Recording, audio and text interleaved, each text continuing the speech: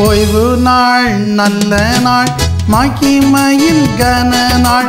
ஓய்வு நாள் நல்ல நாள் மகிமையின் கன நாள். மகிமையாகவே எப்போதும் இருக்கும். மகிமையாகவே எப்போதும் இருக்கும். மகிழ் மனம் மகிழ் மனம் மகிழ்ச்சியின் நாளிலே. மகிழ் மனம் மகிழ் மனம் மகிழ்ச்சியின் நாளிலே. மகிழ்ந்து களி கூர்ந்து ஆலயம் செல்லுவோம். மகிழ்ந்து களி கூர்ந்து ஆலயம் செல்லுவோம்.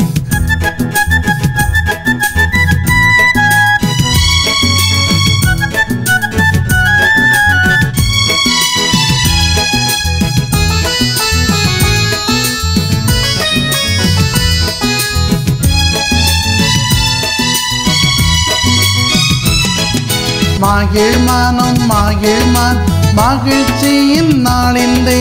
மகிழ்ந்து களி கூர்ந்து ஆலயம் செல்லுவோம். மகிழ்ந்து களி கூர்ந்து ஆலயம் செல்லுவோம். எல்லாரும் சந்தோஷமா இருக்கீங்களா இல்லையா? கவலையோட தான் வந்திருக்கோம். நீங்கள் வந்து சந்தோஷமா இருக்கீங்களான்னு கேட்குறீங்கன்னு சொல்லாதீங்க. ஆண்டவருடைய ஆலயத்திற்கு வந்துட்டா நம்ம என்ன செய்யணும்? கவலையெல்லாம் மறந்துடணும். ஏன்னா யார் வீட்டுக்கு வந்திருக்கோம்? அப்பா வீட்டுக்கு வந்திருக்கோம். அப்பா வீட்டுக்கு வந்தால் சந்தோஷம் இருக்குமா? கண்டிப்பாக இருக்கும். துக்கம் இருக்குமா? இருக்காது. ஏன்னா உலகத்தில் வந்து நீங்கள் எந்த இடத்துக்கு போனாலும், யார் உங்களை வந்து வேண்டான்னு சொன்னாலும், எந்த இடத்துல நீங்கள் வந்து இல்லை பரவாயில்ல நீங்கள் அடிக்கடி வந்துட்டீங்க அப்படின்னு சொல்லியிருந்தா கூட, உங்கள் சொந்த வீட்டிலேயே சொல்லியிருந்தா கூட, ஒரு ஆலயத்திற்கு வரும் பொழுது தேவன் உங்களை புறக்கணிக்கவே மாட்டார். ஹல்லேலூயா, ஹல்லேலூயா. அதுதான் ஆலயத்தினுடைய மகிமை. அதுதான் ஆலயத்தினுடைய மகிமை. ஏன்னா அவர் வாசம் பண்ணும் இடம். அவர் நம் மத்தியில் இருக்கிறார். Every one is welcome. எல்லாரும் அங்கே வந்து வர்றதற்கு ஆண்டவர் வந்து காத்துட்ருக்கார். ஆலயம் என்பது வந்து பரிசுத்தமானவர்கள் மட்டும் கூடுற இடம் கிடையாது. ஆலயம் பரிசுத்தமான இடம்தான். ஆலயம் பரிசுத்தம். ஏனென்றால் அந்த ஆலயம் கட்டடம் பரிசுத்தம் அப்படிலாம் கிடையாது.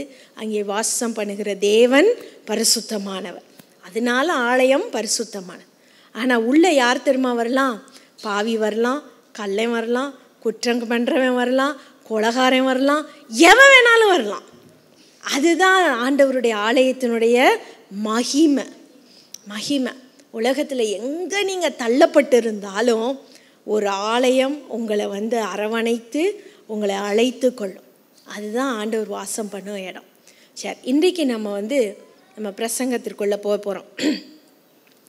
சங்கீதம் 51 வாசித்தோம் இல்லையா? சங்கீதம் 51:17 வாசிக்க கேட்போமா? இந்த சங்கீதத்தை நம்ம எல்லாரும் வாசித்தோம். அந்த சங்கீதத்தினுடைய இன்ட்ரடக்ஷனை நீங்கள் பார்த்தீங்கன்னா, பத்சேபாளிடத்தில் பாவம் செய்த பின்பு தாவீது எழுதின சங்கீதம்னு எழுதியிருக்கும். யார்கிட்ட பாவம் செய்த பின்பு? பத்சேபாளிடத்தில். இந்த பத்சேபாள் என்பவள் இன்னொருவனுடைய மனைவி. அந்த மனைவியை, அந்த பிள்ளைய, அந்த லேடியை வந்து எடுக்கணும் அப்படின்றதுக்காக தாவீது அவளுடைய கணவன் என்ன செஞ்சிட்டான்? கொலை பண்ணி இந்த பெண்ணை கல்யாணம் பண்ணிக்கிட்டான். அப்போ பத்சேபாளிடத்தில் பாவம் செய்த பொழுது தாவீதின் இடத்துல ஆண்டவர் தீர்க்கதரிசியை கொண்டு சொல்லுகிறார், நீ பாவம் செஞ்சிட்ட, நீ வந்து தப்பு பண்ணிட்டேன்னு சொல்கிறார். உடனே தாவீது, ஆமாம் ஆண்டவரே, நான் பாவம் பண்ணிட்டேன், நான் செஞ்சது தப்பு தான் அப்படின்னு சொல்லி அறிக்கையிட்டு அந்த இடத்துலையே மன்னிப்பு கேட்குறான். மன்னிப்பு கேட்டு தண்டனையும் வாங்கிட்டான். அங்கே என்ன நடந்துச்சு? அவனுக்கு பிறந்த குழந்தை இறந்து போச்சு. ஆனால் நீங்கள் நல்லா யோசிச்சு பாருங்கள், ஒரு மனுஷன், அதுவும் ஒரு ராஜா, அவன் பாவம் பண்ணினதுக்காக ஆண்டவர்கிட்ட மன்றாடி கெஞ்சுற அந்த ஜெபத்தை ஒரு சங்கீதமாக போடணுங்கிற அவசியமே கிடையாது. அதை வந்து ஒரு பாட்டாக எழுதணுங்கிற அவசியம் கிடையாது. ஏன்னா உலகத்தில் எல்லாருமே அவங்களுடைய பாவங்களை என்ன செய்வாங்கன்னா மூடி மறைப்பாங்க. ஆனால் தாவீதோ அந்த பாவத்தை மூடி மறைக்காமல் ஓப்பனாக வெளிப்படையாக, இதுதான் நான் செஞ்ச பாவம், நான் ஆண்டவரை விட்டு தூரமாக ஓடிட்டேன், எப்படியாவது ஆண்டவரே என் மீது மனம் இறங்கும் அப்படின்னு சொல்லி இந்த சங்கீதத்தை எழுதுகிறான். அதில் குறிப்பாக இந்த வசனம் ரொம்ப அருமையான ஒரு வசனம். தேவனுக்கு ஏற்கும் பலிகள், Psalms 51:17, தேவனுக்கு ஏற்கும் பலிகள் நொறுங்குண்ட ஆவிதான். தேவனே, நொறுங்குண்டதும் நறுங்குண்டதுமான இருதயத்தை நீர் புறக்கணியீர். You will not cast a broken heart. ஒரு நொறுங்குண்ட இருதயம். தாவீதால பலி செலுத்தாமல் இருக்க முடியுமா? எத்தனையோ பலி செலுத்தலாம். அவன்தான் இந்த சாலமோன் கட்டின ஆலயத்திற்கு அத்தனை பொருட்களையும் சவதரித்து வைத்தான் சொல்லி பைபிள் சொல்லுது. அப்போ இவ்வளவு பெரிய பணக்காரன் தான் பாவம் பண்ணிட்டு பலி செலுத்தி இருக்கலாம். என்னென்ன பலி ஆண்டவர் சொன்னாரோ அத்தனை பலிகளையும் என்ன செஞ்சுருக்கிறான்? செலுத்தி இருப்பான். ஆனால் இந்த இடத்துல அவன் சொல்கிறான், தேவனுக்கேற்கும் பலிகள் நொறுங்குண்ட ஒரு இருதயம்தான். நொறுங்குண்டதும் நறுங்குண்டதுமான இருதயத்தை நீங்கள் புறக்கணிங்கன்னு சொல்கிறான். புறக்கணிக்க மாட்டீங்கன்றான். அப்போ நொறுங்குண்ட இருதயம்னா என்ன? What is a broken heart? இந்த காலத்தில் நமக்கு புரோக்கன் ஹார்ட்டுங்கிறது எல்லா நேரத்துலையும் எப்போனாலும் வந்துடும். ஒருத்தர் ஃபோன் எடுக்கலைன்னா நம்ம இருதயம் நொறுங்குண்டி போயிடும் இல்லையா? அப்படிப்பட்ட ஒரு சூழ்நிலைக்கு நாட்களுக்கு மனுஷன் தள்ளப்படுகிறான். அந்த காலத்தில் டீச்சர்கிட்ட அப்படியே வெளுத்து வாங்குகிற ஆட்கள்லாம் இருந்திருக்காங்க இல்லையா? பெரம்பில் அடித்து வளர்த்த டீச்சர்ஸ்லாம் உண்டு ஸ்கூல்ஸில். ஆனால் இப்போ நீங்கள் போய் ஸ்கூல்ஸில் அடித்து பாருங்கள், ஊன்னு அடிக்கிறதுக்குள்ளே மயக்கம் போட்டு விழுந்துருவான். ஏன் தாய் தகப்பனே அடிக்க முடியல. அப்படிப்பட்ட ஒரு ஒரு ஒரு மாதிரி ஒரு சாஃப்டான உலகமாக என்ன செஞ்சிட்ருக்கு, போயிட்டுருக்கு. அதனால தான் சின்ன சின்ன விஷயத்துக்கு கூட நம்முடைய இருதயம் என்ன செய்யப்படுது? நொறுங்குண்ட இருதயமாய் மாறிவிடுகிறது. A broken heart. ஏன் இந்த இருதயம் நொறுங்குழுது? அந்த இருதயத்தினுடைய வாஞ்சைகள் ஃபுல்ஃபில் ஆகாமல், அந்த இருதயத்தினுடைய ஆசைகள் நடைபெறாமல் இருக்கும் பொழுது அங்கே என்ன செய்யுது? ஒரு புரோக்கன்னஸ் வருது, ஒரு நொறுங்கின தன்மை வருகிறது. அல்லது அன்பில்லாமல் இருக்கும் பொழுது ஒரு நொறுங்கின தன்மை வருது. அல்லது தாங்கள் வைத்திருந்த எல்லாவற்றையும் இழந்து போகும் பொழுது அங்கே ஒரு நொறுங்கின தன்மை வருது. இப்படி நிறைய ரீசன்ஸ் நம்ம சொல்லிக்கிட்டே இருக்கலாம். நொறுங்கின இருதயம் பாவம், அவங்க இருதயமே நொறுங்கி போச்சு சொல்கிறோமா இல்லையா? சொல்லிடுது. நொறுங்கின இருதயம் மாத்திரம் இல்லை, அதோடு சேர்ந்து நம்ம ஆவியும் நொறுங்கி போகுது. அதற்கு பிற்பாடு நம்ம திரும்பவும் அந்த வாழ்க்கையை என்ன செய்ய முடியாது? கட்டி எழுப்ப முடியாது. இதனால தான் அநேக நேரங்களில் தற்கொலை இந்த உலகத்தில் நடக்கிறத நம்ம பார்க்குறோம். ஒவ்வொரு நாளும் தற்கொலை இன்க்ரீஸ் ஆகிட்டே இருக்கு. சூசைட் ரேட்ஸ் அவ்வளவு ஹையாக போயிட்டுருக்கு. ஏன் அப்படி ஹையாக போகுது? மனுஷனால் அவனுக்கு வர்ற கஷ்டத்தை என்ன செய்ய முடியல? தாங்க முடியல. மனுஷனுடைய இருதயம் ரொம்ப பலவீனப்பட்ட ஒரு இருதயமாய் மாறி விடுகிறது. சாப்பாட்டுனால பலவீனம் இல்லை, கவலையினால் பலவீனம், கஷ்டத்தினால பலவீனம், தனிமையில் விடப்படுகிறதுனால பலவீனம், சோர்ந்து போகிறதுனால பலவீனம், தான் நினைப்பது நடக்காததுனால வருகிற பலவீனம். ஒரு 6 வயசு 7 வயசு குழந்தைகள் கூட தற்கொலை செய்ய துணிந்து கொள்ளுகிறார்கள். அப்போ நம்ம உலகத்தில் எப்படிப்பட்ட நொறுங்கின இருதயம் இருக்குன்னு சொல்லி நம்ம பார்க்கணும். நமக்கும் இந்த ஸ்டேஜஸ் நிறைய இடங்களில் நிறைய நேரங்களில் நடந்திருக்கலாம். நீதிமொழிகளில் சாலமோன் சொல்லும்பொழுது சொல்லுகிறான், நீதிமொழிகள் 17:22, நீதிமொழிகள் 18:14, முறிந்த ஆவியை யாரால் தாங்கக்கூடும்? இருதயத்தின முறிந்த ஆவி, அதாவது நம்முடைய இருதயம் முற்றிலுமாக ஒன்றும் இல்லாமல் போயிடுச்சு. there is nothing, my heart is totally broken, my spirit is crushed. அப்படிங்கும் பொழுது திரும்பவும் அந்த சந்தோஷத்தை நீங்கள் என்ன செய்ய முடியாது? திரும்பி அந்த இடத்துல ஒருவரால் கொண்டு வர முடியாது. ஒருவராலும் கொண்டு வர முடியாது. இந்த சுனாமி வந்தப்போ அநேக மக்கள் அவங்க பிள்ளைகளை இழந்து போனார்கள். அந்த பிள்ளைகளை இழந்து போன தாய் தகப்பன்மாருடைய இருதயத்தை நீங்கள் பார்க்கும் பொழுது அப்படியே ஒரு ஒரு அந்த யாருமே அவங்கள என்ன செய்ய முடியாது? ஆறுதல் படுத்த முடியாது. ஒரு குடும்பத்தில் 3 பிள்ளைகள், 3 பிள்ளைகளையும் அந்த தாய் தகப்பன் இழந்து போனார்கள், தூக்கத்திலேயே மரித்து போனார்கள். இப்படியாக பல குடும்பங்கள் சிதைக்கப்பட்டுச்சு. அந்த சிதைக்கப்பட்ட குடும்பங்களை திரும்பி ஆறுதல் படுத்த ஒருவராலும் முடியாது. ஏன் முடியாது? ஏன் நம்ம எவ்வளவோ கவுன்சிலிங் பண்ணுறோம், தெரப்பி பண்ணுறோம், சைக்கியாட்ரிஸ்ட் இருக்கிறாங்க, எவ்வளவோ மோட்டிவேஷ்னல் ஸ்பீச் கொடுக்குறாங்க. ஏன் அந்த இருதயத்தை நம்மால் மாற்ற முடியாது? ஏன் அவங்கள சந்தோஷப்படுத்த முடியாது? ஏனென்றால் நாமும் மனுஷர் தான். நமக்கும் அந்த திறன் சக்தி இருக்காது, அந்த பலன் இருக்காது. அவங்களுடைய இருதயத்தை பலப்படுத்துவதற்கு நமக்கு பலன் நினைச்சியாது இருக்காது. நீங்கள் கவலையில் இருக்கவங்கள்ட்ட கொஞ்சம் பேசி பாருங்களேன், அப்போனா உங்களுக்கு தெரியும். அந்த கவலையில் இருக்கவங்கள்ட்ட நீங்கள் என்னத்தான் ஆறுதல் சொல்லுங்கள், திரும்பி திரும்பி அவங்க பேக் டு ஸ்கொயர் ஒன் வந்ததே தான் சொல்லிக்கிட்டே இருப்பாங்க. ஐயோ இப்படி ஆயிடுச்சு சொல்லுவாங்க. உடனே நீங்கள் சொல்லிங்க, இல்லை பரவாயில்ல, ஆண்டவர் பார்த்துப்பார், திரும்பி வருவாங்க. அதுக்கே ஏன் அப்படி வர்றாங்க? அது அவங்களுக்கு ஏதோ ஒரு சும்மா சொல்லிகிட்டே இருக்கணும் அப்படிங்கிறதுக்காக கிடையாது. அவங்களுக்கு வேறு வழி இல்லை, வேறு ஆறுதல் கொடுக்கறதற்கு யாரும் இல்லை.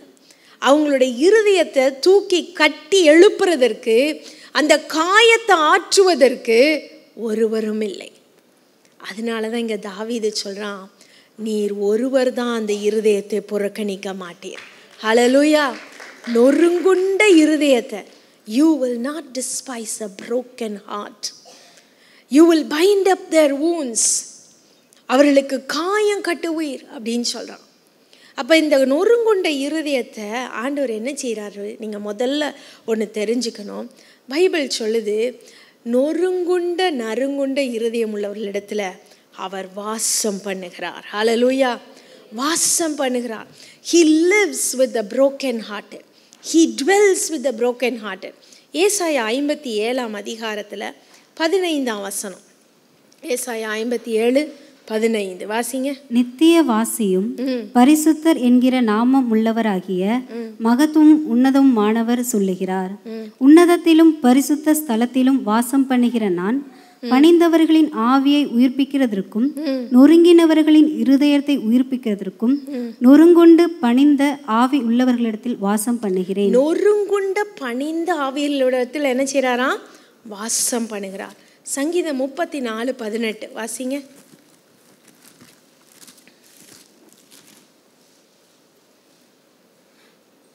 நொறுங்குண்ட இருதயம் உள்ளவர்களுக்கு கர்த்தர் சமீபமாய் இருந்து நறுங்குண்ட ஆவி உள்ளவர்களை ரட்சிக்கிறார். நொறுங்குண்ட இருதயம் உள்ள இடத்துல கர்த்தர் என்னவா இருக்காரு? சமீபமாயிருக்கிறார். அவர்கள் மத்தியில் வாசம் பண்ணுகிறார். கஷ்டத்தில் இருக்கிறவங்கள யாருமே அடிக்கடி என்ன செய்ய மாட்டாங்க? போய் பார்க்க மாட்டாங்க. அவங்க கூட போய் நேரத்தை செலவழிக்க மாட்டாங்க. ஏன்? அவங்களுக்கு தெரியும், அங்கே போனோம்னா அவங்க பேசிகிட்டே இருப்பாங்க, அவங்க தங்க கஷ்டத்தை சொல்லிகிட்டே இருப்பாங்க, பாவமாக இருக்குது, நம்ம என்ன பதில் சொல்கிறதுன்னு தெரியாது அப்படின்னு சொல்லுவாங்க. சில சமயங்களில் அந்த வீடுகளில் துக்கம் இருக்குதுன்னு வச்சுக்கோங்களேன். சப்போஸ் யாராவது இறந்து போயிட்டாங்க, somebody has died in that house, அப்படிலாம் இருந்தீங்கன்னா கொஞ்ச நாள் கழிச்சுட்டு நீங்கள் பார்த்தீங்கன்னா ஒருவரும் அங்கே இருக்க மாட்டாங்க.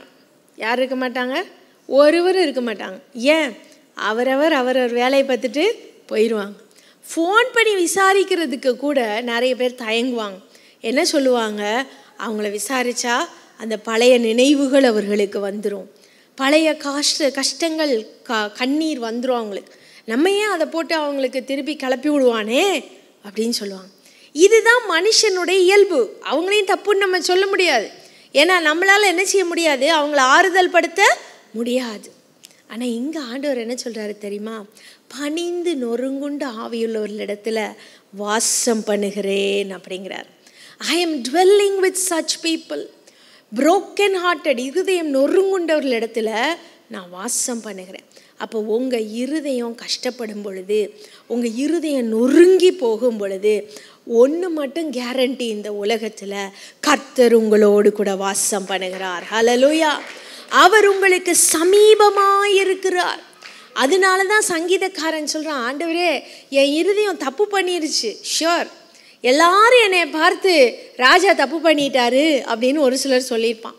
ஒரு சிலர் என்ன சொல்லியிருப்பான்? அவர் ராஜா, அவர் யாரை வேணாலும் எடுத்துக்கலாம், இது என்ன பெரிய விஷயமா அப்படின்னு சொல்லியிருப்பான். ஆனால் தாவீது சொல்கிறான், ஆண்டவரே நான் உமக்கு விரோதமாக தப்பு பண்ணிட்டேன், என் இருதயம் நொறுங்கி போச்சுங்கிறான். எனக்கு ஒன்றுமே செய்ய தெரியல. I do not know how I can revive my spirit because you are my first love. நீங்கள் தான்ப்பா என்னுடைய முதல் அன்பு. உம்முடைய பரிசுத்த ஆவியை என்னிடத்திலிருந்து எடுத்துக்கொள்ளாதீங்க. நீர் நொறுக்கின எலும்புகள் திரும்ப உயிர்ப்பிக்கப்படணும்னு சொல்றான். பாவத்தில் அவன் நொறுக்கப்படுகிறான். அந்த பாவம் அவனுடைய இருதயத்தை அப்படியே கசக்கி பிழியுது. அதனால தான் ஏசப்பா ஒரு பாவியை கூட அவர் நியாயம் தீர்க்கவும் இல்லை, அவர்களை தண்டிக்கவும் இல்லை. ஏனென்றால் அந்த பாவி உண்மையா தன்னுடைய பாவத்தை உணரும் பொழுது அவனுடைய இருதயம் நொறுக்கப்படுகிறது. அதை ஆண்டவர் அறிந்தவராயிருக்கிறார், அவனுடைய இருதயத்தை பார்க்கிறவராயிருக்கிறார். ஆனால் மனுஷனோ நம்ம என்ன செய்வோம், ஹீ இஸ் அ சின்னர், அவன் ஒரு பாவி, அவன் பாவம் பண்ணிட்டான், அவனுக்கு இப்படி தண்டனை வேணும் தான், நல்லா வேணும் அப்படின்னு சொல்லுவோம். நம்ம எவ்வளவு ஆண்டவருக்குள்ளே இருந்தாலும் நம்முடைய இருதயம் அப்படி தான் சொல்லும். ஆமாம், அவன் செஞ்ச தப்புக்கு அவன் அனுபவிக்கட்டும் அப்படின்னு சொல்லுவோம். ஆனால் இங்கே தாவீதினுடைய இருதயத்தை யார் பார்த்தா? ஆண்டவர் பார்த்தார். ஆண்டவர் பார்த்தார். அதனால தான் அவன் சந்தோஷமாக ஆண்டவர்கிட்ட போய் அப்படியே ரொம்ப நொறுங்கின இருதயம் இருந்தாலும் அவர் புறக்கணிக்க மாட்டார்னு அவனுக்கு தெரியும். அவர் புறக்கணிக்க மாட்டார், தள்ள மாட்டார். அதனால தான் அவர் காலபை பிடிச்சிக்கிட்டான். நீர் புறக்கணிக்க மாட்டீர், என்ன புறக்கணிக்க மாட்டேன். ஒரு வசனத்தில் சொல்லுறான், சங்கீதம் 69:20, நிந்தை என் இருதயத்தை பிளந்ததுன்னு சொல்லுவான்.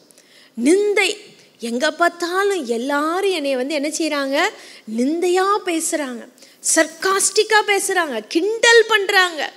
அதனால என்னுடைய இருதயமே என்ன செய்யுது, பிளந்து போய் நொறுங்கி போயிருக்கு ஆண்டவரே. ஆனால் எல்லா நேரத்திலையும் இப்படிப்பட்ட இருதயத்தை புறக்கணிக்காத ஒரே ஒருவர் தேவனாய் கர்த்தர் தான். புறக்கணிக்காத மனுஷன், புறக்கணிக்காத தேவன். நீங்கள் ஆதியாகமத்தில் பார்க்கும் பொழுது 16ஆம் அதிகாரத்தில் ஆகாரை குறித்து வாசிக்கிறோம். ஆகார், அந்த ஜெனசிஸ் சாப்டர் 16:6-14 நீங்கள் பார்த்தீங்கன்னா, ஆகார் என்ன செய்கிறா, ஆகார் அவள் வேலையை பார்த்துட்டு இருந்தா, அவள் அடிமை பெண் இல்லையா. அடிமை பெண்ணாகிய ஆகாரை யார் ஆபிரகாமுக்கு கொடுத்தது? சாரா கொடுக்குறா. சாரா கொடுத்த பிற்பாடு அங்கே ஆகார் என்ன செய்கிறா, கன்சீவ் ஆயிடுறா. அவளுக்கு பிள்ளை உண்டான பொழுது அதுக்கப்புறம் என்ன நடந்துச்சு, சாராளுக்கு கோபம் வந்துருச்சு. எனக்கு பிள்ளை இல்லை, இவளுக்கு பிள்ளை வந்துருச்சு, அடிமை பெண்ணுக்கு பிள்ளை வந்துருச்சுன்னு சாரா என்ன செய்கிறா, அவளை கடினமாய் நடத்துகிறாள். இந்த அடிமை பெண்ணை என்ன செய்கிறா, கடினமாக நடத்துகிற. ஒருவேளை அடிமை பெண்ணுக்கு ஒரு இது இருந்திருக்கலாம், ஒரு பெருமை இருந்திருக்கலாம். ஆஹா பரவாயில்ல, எனக்கு எஜமானுடைய குமாரன் என்னுடைய வயிற்றில் பிறக்கிறான் அப்படிங்கிற அந்த இது இருந்திருக்கலாம். ஆனாலும் சாரா செய்தது ஒரு விதத்தில் என்ன செய்யுது, தவறு தான். ஏன், சாரால் தான் அந்த அடிமை பெண்ணை கொடுத்தா. அப்புறம் சாராலே அடிமை பெண்ணை கடினமாக நடத்தலாமா? நடத்த முடியாது. அடிமை பெண்ணை கடினமாக நடத்திட்டான். அதற்கு பிற்பாடு நடந்தது என்ன, இவ வனாந்திரத்தில் அவளுடைய எஜமாட்டியை விட்டுட்டு ஓடுறான். ஓடும் பொழுது அந்த வனாந்திரத்தில் அவள் அங்கலாய்ப்பை கர்த்தர் பார்த்தார். அங்கே வனாந்திரத்தில் கர்த்தருடைய தூதனானவர் அவளுக்கு காட்சி அளித்து, ஆதியாகமம் 16:6-14 நீங்கள் வீட்டில் போய் வாசிச்சு பாருங்க. கர்த்தருடைய தூதனானவர் அவளுக்கு எதிர்பட்டு, ஆகாரே நீ எங்கே போகிற, என் ஆட்சியார் இடத்துலேருந்து ஓடி போகிறேன்னு சொல்கிற. ஓடி போகாத, நீ திரும்பி போ. எங்கே போ சொன்னார்? திரும்பி போ. உன்னிடத்துல பிறக்கும் ஒரு குமாரனை அவன் கர்த்தர் என் அங்கலாய்ப்பை கேட்டார்னு சொல்லி அவனுக்கு இஸ்மவேல் என்று பேரிடுவாயாகன்னு சொன்னார். இஸ்மவேல்னு பேரிட்டா. ஆனால் அதோடு கூட ஆண்டவர் நிப்பாட்டில், அந்த இடத்துல இஸ்மவேலை எப்படி ஆசீர்வதிப்பேனோ ஆண்டவர் சொல்கிறார், அவனை பெரிய தேசமாக்குவேன், அவனுக்கு விரோதமாக எல்லா கையும் இருக்கும், அவனுடைய கை எல்லாத்துக்கும் விரோதமாக இருக்கும்னாரு. இன்ன வரைக்கும் நடக்குதா? இன்ன வரைக்கும் அதை தான் நம்ம என்ன செய்கிறோம், பார்த்துட்ருக்கோம். அப்போ இங்கே நீங்கள் பாருங்கள், வனாந்திரத்தில் ஒருவரும் அறியாத பொழுது இருதயம் நொறுங்குண்டு அங்கலாய்த்து கொண்டிருந்த ஆகாரை கர்த்தர் கண்டார். ஹல்லேலூயா. அவளுக்கு சமீபமாயிருக்கிறார். அதனால தான் அவன் என்ன சொன்னா, கர்த்தர் என்னை காண்கிற தேவன் என்று சொல்லி லஹாய் ரோயி என்று பெயரிட்டான். Lahai Roi, the Lord sees me, கர்த்தர் என்னை காண்கிறார். வனாந்திரத்தில் ஆகார கண்ட தேவன். அப்படியே வாங்க 1 சாமுவேல் 1ஆம் அதிகாரத்தில் 15ஆம் வசனத்துலேருந்து வாசிங்கன்னா, 7ஆம் வசனத்துலேருந்தே நீங்கள் வாசிக்கலாம். அங்கே தேவனுடைய ஆலயத்தில் ஒரு பெண்ணு அழுதுட்டு இருக்கா. எங்கே அழுகிறா? தேவனுடைய ஆலயத்தில். சீலோவிற்கு வருஷம் போகிறாங்க, குடும்பமாக போகிறாங்க. எல்கானா இவளை ரொம்ப நேசிக்கிறான் அண்ணாள. ஆனால் நடந்தது என்னன்ற 1 சாமுவேல் 1 வாசிக்கும் பொழுது ஒவ்வொரு முறையும் எல்கானாவினுடைய 2வது மனைவி அன்னாளை மிகவும் மோசமாக இழிவாக பேசுகிறதுனால அன்னாள் சாப்பிடாமல் அழுது கொண்டே இருந்தாள்னு சொல்லி வேதம் சொல்லுது. She was crying and crying and crying. அழுதுகிட்டே இருக்கிறா. அந்த அழுதுகிட்டே இருந்த அண்ணால் என்ன செய்தா தெரியுமா? எல்கானா ஆறுதல் படுத்துகிறான். என்ன ஆறுதல் படுத்துகிறான்? 10 குமாரரை பார்க்கிலும் நான் உனக்கு பெருசல்லவா அப்படின்னு சொல்கிறான். ஆனால் அங்கே நடைமுறை அப்படி கிடையாது. ஏன் நடைமுறை கிடையாது? அங்கே ஆல்ரெடி அவனுக்கு வேறு குமாரர்கள் இருக்கிறாங்க, இன்னொரு மனைவியும் இருக்கிறாள். அப்போ அந்த காலத்து சூழ்நிலையின்படி பார்த்தா அன்னாள் இப்படிப்பட்ட பிள்ளை இல்லாதவளாக இருந்தால் இவளை மலடி என்று சொல்லி உலகமே ஒதுக்கி வைத்து விடும். எல்கானா இவளை எவ்வளவு நேசித்தாலும் என்ன இல்லை, அங்கே பிரயோஜனம் இல்லை. அப்படிப்பட்ட சூழ்நிலையில் தான் அன்னாள் என்ன செய்கிறா? தேவனுடைய ஆலயத்திலே சென்று தன்னுடைய இருதயத்தை ஊற்றி விட்டாள். அல்லேலூயா. அங்கே வசனம் சொல்லுது, அவளுடைய இருதயத்தை ஊற்றி விட்டாள். ஏலி கேட்குறான், இவ ஒருவேளை போதையில் வந்திருப்பாளோ? அப்போ அந்த காலத்திலே பெண்கள் குடிச்சிட்டு தான் இருந்திருப்பாங்கன்னு நினைக்கிறேன்ல. இந்த காலத்தில் என்னமோ புதுசாக சொல்கிறீங்க எல்லாரும். அந்த காலத்துலேயே அப்படி இருந்திருப்பாங்க போல இருக்கு. அதனால் ஏலி சொன்னால் ஒருவேளை இவ மதுபானம் குடிச்சிட்டு வந்திருக்காளோ அப்படின்னு சொல்லிட்டு ஏலி கேட்குறான். அப்போ அவ சொல்கிறா, இல்லை ஆண்டவனே, நான் மன கிளேசமுள்ள ஸ்திரீ. என்ன சொன்னா? மன கிளேசமுள்ள ஸ்திரீ. மிகுந்த வியாகுலத்தில் இந்த ஆலயத்தில் வந்து நான் கண்ணீரை ஊற்றுறேங்கிறா. அப்போ she was broken so much that she could not control herself. இருதயத்தை முழுசாக அந்த இடத்துல வந்து ஆண்டவர்ட்ட ஆலயத்தில் ஊற்றி விட்டாள். வசனம் சொல்லுது 1 சாமுவேல் 1:18, அதற்கு பின்பு அவள் துக்கமுகமாய் இருக்கவில்லை. ஹல்லேலூயா. துக்கமுகமாய் இருக்கவில்லை. அதனால தான் நான் சொன்னேன், உங்கள் இருதயம் நொறுங்குண்ட இருதயமாக இருந்தால் நீங்கள் வனாந்திரத்தில் ஆகாரை போல் அழுதாலும் சரி, அல்லது ஆலயத்தில் அன்னாளை போல கதறினாலும் அவர் உங்களுக்கு சமீபமாக இருக்கிறார், உங்களை காண்கிறவராக இருக்கிறார். அங்கே என்ன நடந்துச்சு? அன்னாளுடைய ஜெபத்தை கர்த்தர் கேட்டார்.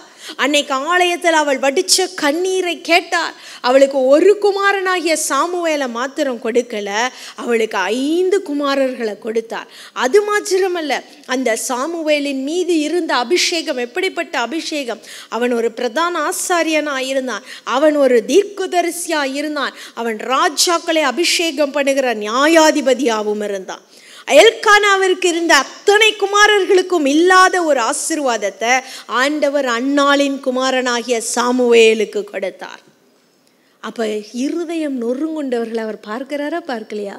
அவர் பார்க்கிறார். அவர் சமீபமாய் இருக்கிறார், கூடவே இருக்கிறார். அப்போ நீங்கள் அழும் பொழுது ஒன்று நீங்கள் அறிஞ்சு வச்சுக்கணும், நான் அழும் பொழுது ஏசப்பா என் கூட அழுதுட்ருக்கார். நான் கண்ணீர் வடிக்கும் பொழுது அவர் என் கூட கண்ணீர் வடிக்கிறார். நான் புலம்பும் பொழுது அவர் என் கூட என் புலம்பலெல்லாம் கேட்டுட்ருக்கார். சம்டைம்ஸ் உங்கள் புலம்பலை கேட்குறதுக்கு ஒருத்தருமே இருக்க மாட்டாங்க இந்த உலகத்தில். யாருக்கு ஃபோன் பண்ண அப்படின்னு ஒரு கொஸ்டின் மார்க் வரும் இல்லையா? சந்தோஷமான செய்தியை ஃபோனில் சொல்கிறதுக்கு நிறைய பேர் இருப்பாங்க. ஆனால் அழுக செய்தி, கஷ்டமான செய்தியெல்லாம் யாருக்காவது நீங்கள் ஃபோன் போட்டு சொல்ல முடியுமா? என்னத்தை சொல்லி என்ன பண்ண அப்படின்னு தானே யோசிப்பீங்க. நம்ம குடும்ப கஷ்டத்தை எங்கே போய் சொல்ல, நம்மளுடைய வாழ்க்கையை என்னத்தை சொல்ல, அப்படி தான் யோசிப்பீங்க. ஆனால் அந்த சமயத்தில் ஆண்டவர்கிட்ட சொல்லி பாருங்கள். ஏன்னா அவர் பொறுமையாக கேட்டுகிட்டே இருப்பார், பொறுமையாக கேட்பார்.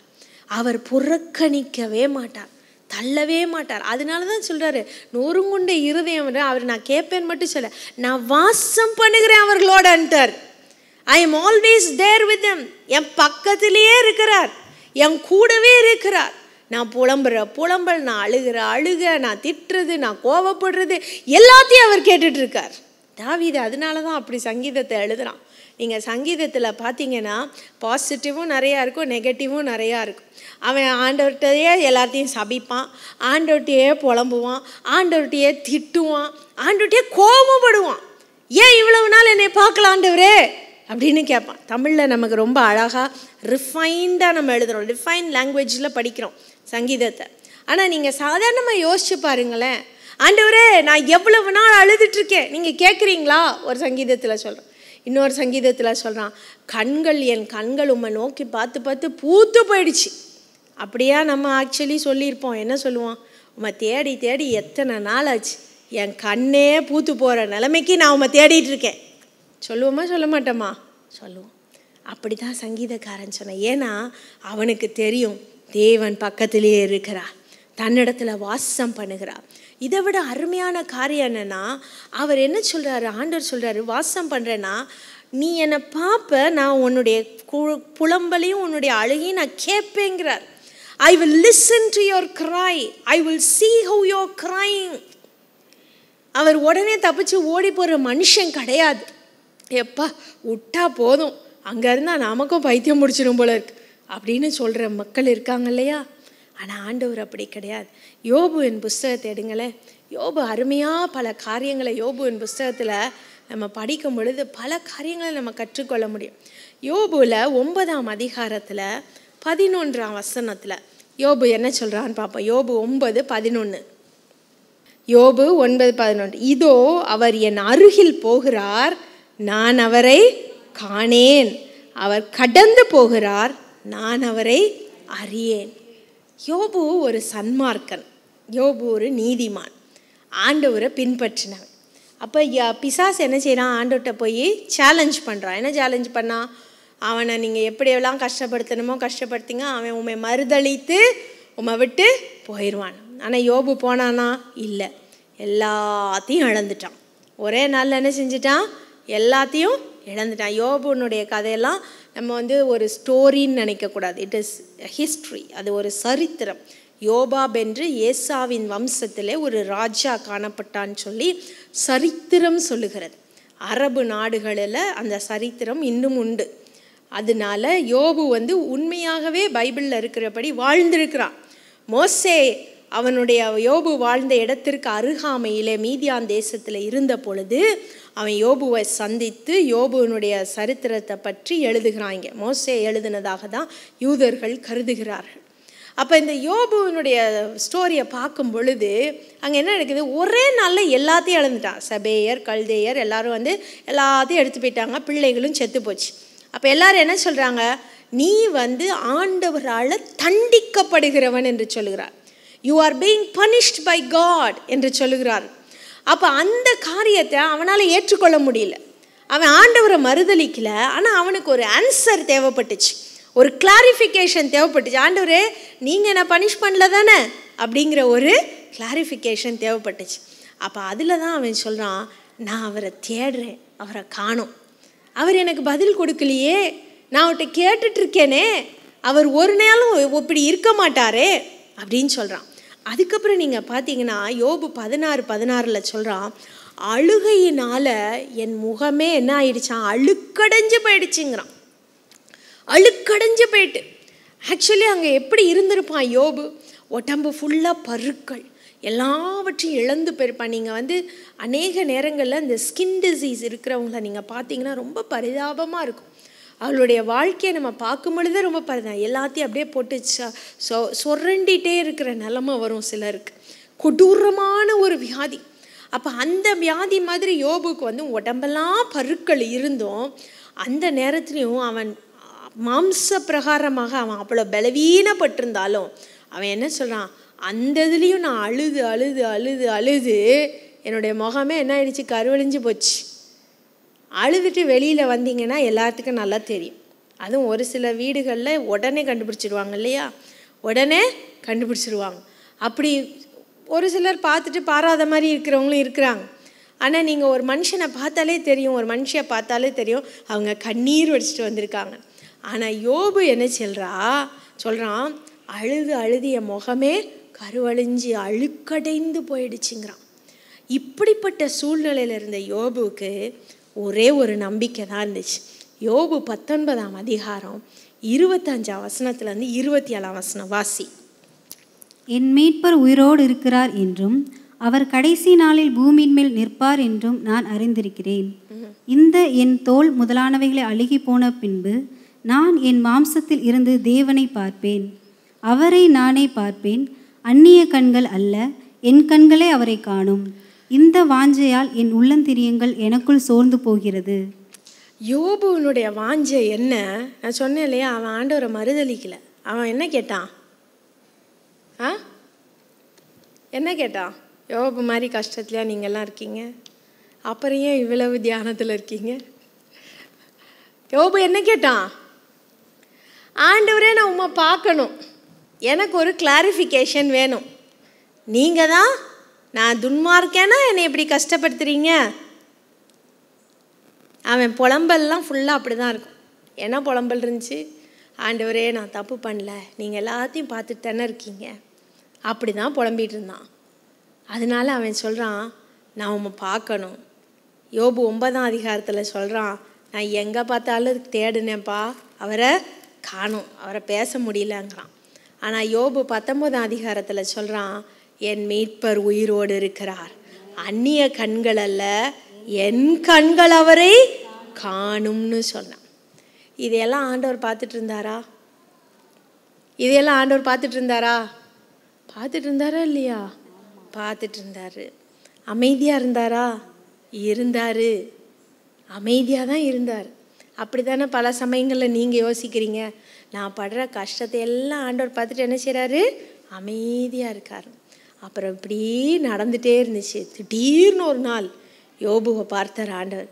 என்ன புத்தி இல்லாமல் பேசிகிட்டே இருக்க, உன் அறையை கட்டிக்கொள், நான் கேட்குற கேள்விக்கெல்லாம் பதில் சொல்லுனார்.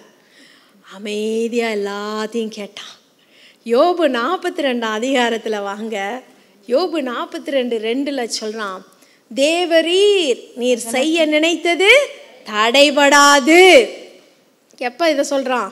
எல்லாம் ஆண்டவர் பேசினதுக்கு அப்புறம் ஆன்சர் கேட்ட மாதிரி இவன் சொல்கிறான். யோபு 42:2 அடிக்கடி நம்ம வாசிக்கிறோம். ஆனால் யோபு 42:5 வாசிச்சு பாருங்களேன். யோபு 42:5 வாசி. என் காதினால் உம்மை குறித்து கேள்விப்பட்டேன், இப்பொழுதோ என் கண் உம்மை காண்கிறது. ஹல்லேலூயா! இப்பொழுதோ என் கண்கள் உம்மை காண்கிறது அப்படின்னு சொன்னான்.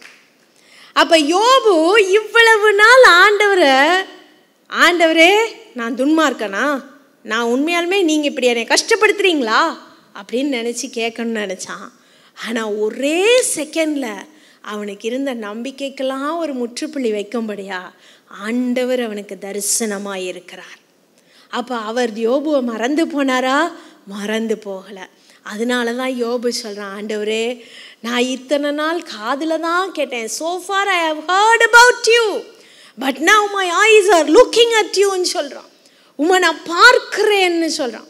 அந்த யோபில் 38ஆம் அதிகாரத்திலேருந்து 42ஆம் அதிகாரம் வரைக்கும் எழுதப்பட்ட சிருஷ்டிப்பை குறித்ததான அந்த சயின்டிஃபிக்கான காரியங்களை நீங்கள் வேறு எங்கேயும் பார்க்க முடியாது.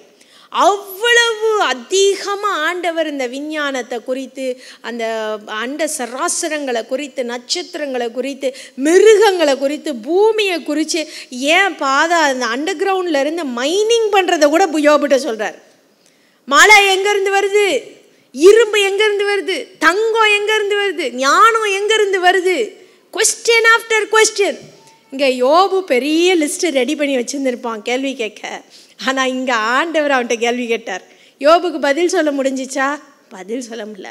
ஆனால் அவனுக்கு இருக்க வேண்டிய ஒரே ஒரு காரியம், கர்த்தர் என்னோடு கூட இருக்கிறார் என்கிற அஷ்யூரன்ஸ்.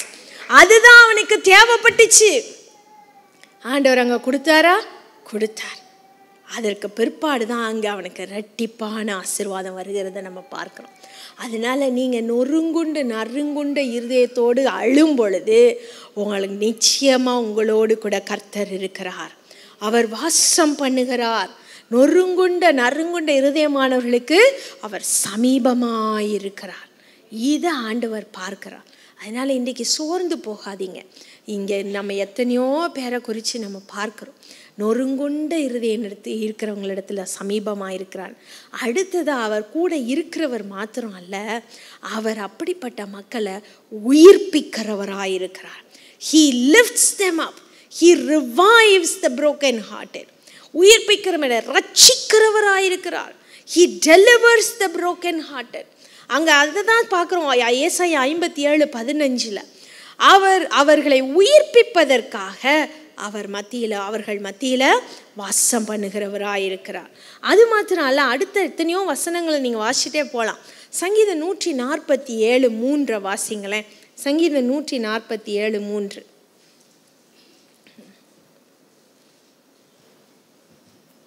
இருதயம் நொறுங்குண்டவர்களை குணமாக்குறார், அவர்களுடைய காயங்களை கட்டுகிறார். அவர்களுடைய காயங்களை என்ன செய்யறாரா? கட்டுகிறார்.